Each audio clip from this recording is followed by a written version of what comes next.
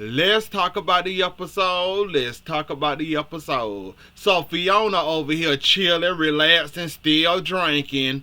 Over here threatening little kids or teenagers.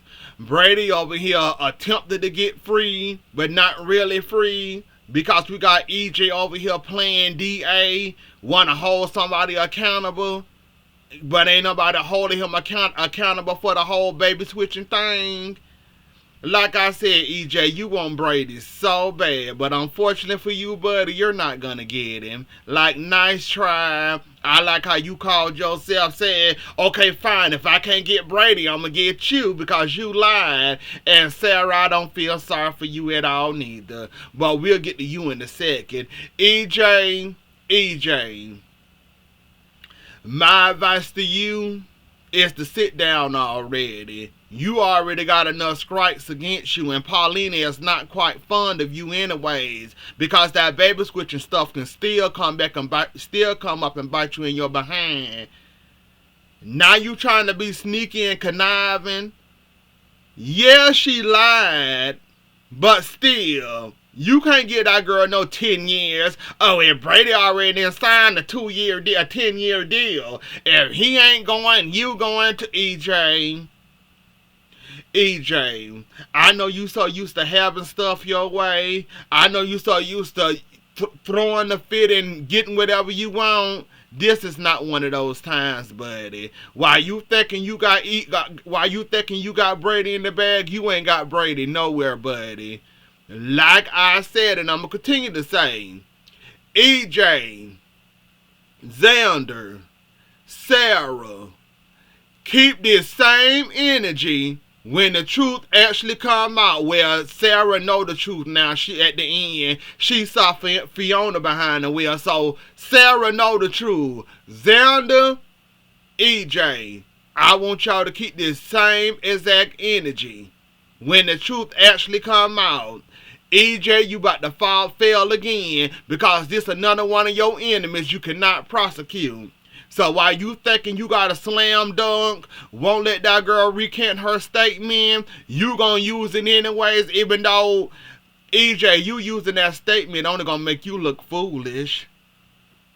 If that girl recant her statement, you have nothing. Yeah, she lied or whatever. Yeah, she can get a fine or, some jail time or whatever. EJ, you still using that, it's not gonna get you anywhere, buddy. Like I said, you is on very thin ice with Paulina anyway, so I guess you just love being in danger all the time. I just don't get you. But like I said, whatever, EJ, you continue to think you got something. You ain't got nothing, buddy. Now, speaking of the whole DUI, Fiona running around here still drinking, Paul Brady around here getting death threats, threatening to get beat up, threatening to shoot himself in the head, all that drama. Well, Kristen went to see Brady. Well, not Brady. To see Kristen went to see Xander and Sarah and make a deal with them. Mad scientist over here is back in town, and he got a new serum. This serum can cure almost anything, he said. Livers, organs, anything that's dying off. He can stab you and you fits. He needed more information for the Sarah case to confirm that it would actually work for her, and that she ain't got to go through the same surgery Maggie went through over him. One small problem. She need for Xander and Sarah to recant that statement. EJ hard-headed behind over here thinking that he got some tea and that he gonna use it to his advantage, not knowing that a recant statement, you can't use that, and any judge with brain cells are deny that out, call that out, and then you gonna be looking stupid in front of the judge. I guess EJ willing to take that risk, however. So that didn't turn out. Xander didn't get what he wanted. Of course, Xander being the hothead he is. Typical hothead. He told Kristen, I need the serum now. She refused to give it to him, so he went to his normal. He went to his normal thing. Threads. How your daughter doing? Hey, when the last time you checked on your daughter? Kristen, being the crazy person she is, she wasn't quite fond of that in his thread. And basically told him, try, do it if you want to. I'm also very powerful. Just like you just threatened my daughter, I can threaten yours back. So what? What you want to do? You want to play that game? Let's play it. He realized that he going against another powerful family, not just a power for him. He backed off, said fine. So now we got Fiona over here threatening kids because Eric running around here asking all the right questions and finally getting somewhere hitting pay dirt, including asking the bartender, talking to Fiona, talking to Sarah, and that what made Sarah remember who was behind that wheel because Eric running around here asking all the right questions and getting some details and seeing what sound right, what don't sound right. So basically Eric around here doing God's work and Fiona running around here drinking, even though Sophia, I think her name is, told on herself when she talked about Tate and Holly and all that, and then somehow the whole her drinking thing came up. So basically she got loud and basically threatened a little teenager. And basically, the girl called her, a bitch. So yeah, that ain't gonna be good for that. And you ain't got to worry about her exposing your secret. Basically, what Eric got from the bartender was basically information that he needed to say that you was there that night when the accident happened. Y'all both left together. We don't know who was driving, but y'all both left together. That was enough right there to make Eric dig into that more deeper. So while you thinking you got Sophia over here quiet and thinking that Brady gonna continue to take the fall for you, you just don't know it, that your world is crashing. You better continue to drink to deal with this pain, Fiona, because yeah, it's coming out now, sweetie. And it ain't no more drinking to drown your sorrows and your guilt. It's no more of that. So basically, you're screwed at this point, Fiona. While you gotten Brady around here handling all the dirty work, while you sit up there still sneaking up here taking drink breaks. So you just don't know it. Your world is slowly crashing down on you.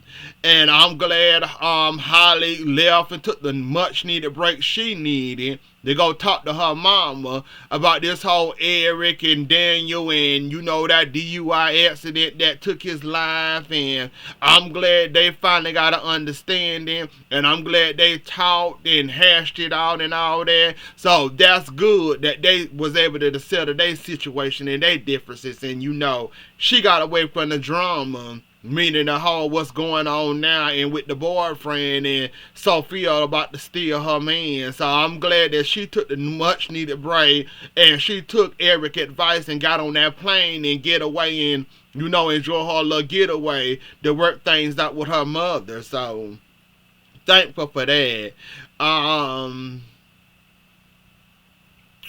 Scare Miguel. Now, Chad, if you don't see that Scare Miguel is working you for the 9th quarter, Chad, I'm trying to have patience with you. Then on top of it, you want her to meet the kids and all that. Oh, you just want to hurt yourself and the kids. Chad, now look, I'm trying to feel sorry for you. I'm trying to give you a little bit, but you making it very, very, very, very hard for me doing these idiotic things like you doing and expect me, of all people, to feel sorry for you. My sympathy only goes so far before I call you an idiot and say whatever happened. I'm going to sit back and laugh at your silly behind. You are wearing me thin, Chad. You want me thin when you said, oh, I think it's a good idea for the kids to finally meet their mother. The secret already out. People just being quiet about it, so it shouldn't matter that, we can go ahead and tell. Chad, if you don't slow your little fast behind down somewhere, if you don't see what's going on here, if you don't take a chill pill and see that this woman is working you, I know you happy to have your alleged wife back, but this is not your wife. Notice how everybody don't have this same reaction you don't. Even the woman you staying with, even the woman you staying with in Abigail family house, she don't even much believe that this Abigail. Everybody having second thoughts besides you. You believe one big DNA test that whoopee, I got my wife back. Chad, now you done been in Salem all your life and you know better and you know what you know what's up. When it comes to DNA tests, I don't know why you so ignorant and want to run with it and run and thinking you got your wife back. Even Steve saying, nah, something ain't right here. And the whole with the Cole Clyde situation, you should know that something stinks. It's Clyde, for crying out loud. Clyde ain't did enough damage to your family already. You should have ran with that with a grain of salt and said, nah, I know Kayla, you trust his DNA test. I don't, however. Let me go run another DNA test with somebody else to confirm this. You just willing to jump on any bone that you can to get your wife back. Didn't we deal with this last year already with you and Abigail? And now you will accept the stranger with a new face and don't really act like Abigail and don't have Abigail mannerisms at all, and you willing to... See, now the more I talk about this situation, the more my patience and my ignorance with Chad goes to zero. If everybody else having second thoughts, and Julie even saying, I could excuse the face, I could ignore the way I met her. Something a little stank here. If everybody else can have a stank vibe from Scare Miguel, why can't you? This woman even talked you into going back to Paris, and now she talking you into marrying her, and you, oh, sure, let's go to Paris, let's get married. I'm like, oh my God, Chad, you is such an idiot, and I can't. Like I said, I'm trying to be patient with you, Chad. I'm shaking you through the screen right now. Wake up before it's too late for you. Do not let your kids meet that woman.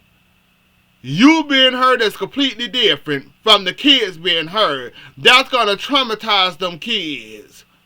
They don't need that at their age. You can handle it, them poor kids can't. Like, Chad, wake up.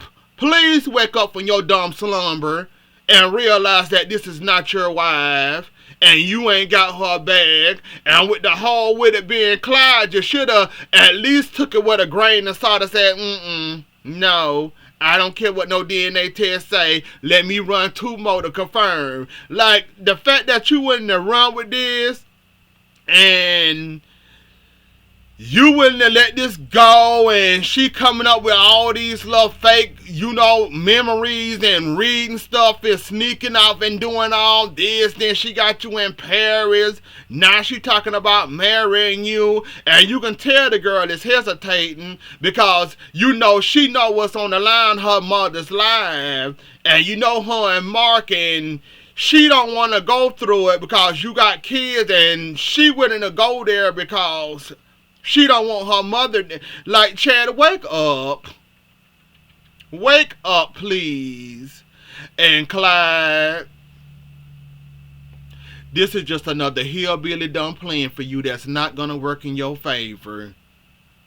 You thinking Chad got all the money and you're going to get the mayor of fortune via Chad?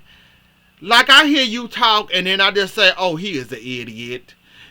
Clyde, you do realize that there's more than one Demera, right? And you know also that the mirror of fortune is broken into each family member and each relative, right? You screaming that you want the mirror of fortune, but you want it from Chad's side. What is that gonna do? So that's like a little piece of a fortune you want. Your drug selling and drug dealing not doing enough. They ain't bringing enough money in there for you or something. Like, you sound crazy for even coming up with this situation.